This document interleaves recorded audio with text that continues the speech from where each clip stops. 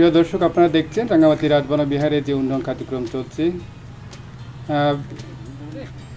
বেনগড় এবং মূল বিহারের যে মাঝখানে অংশ রয়েছে সেখানে অনেকটা অংশ ভেঙে পড়েছে।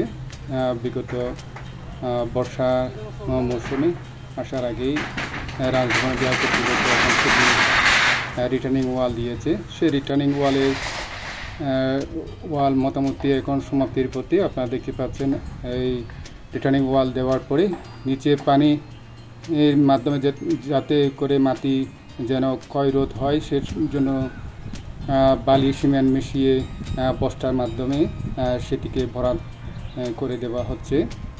আপনারা দেখছেন রাঙ্গামাটি রাজবন বিহারের বেনগড় থেকে মূল বিহারের যে অংশটি রয়েছে সেই অংশে অনেকটা অংশ ভেঙে পড়েছে।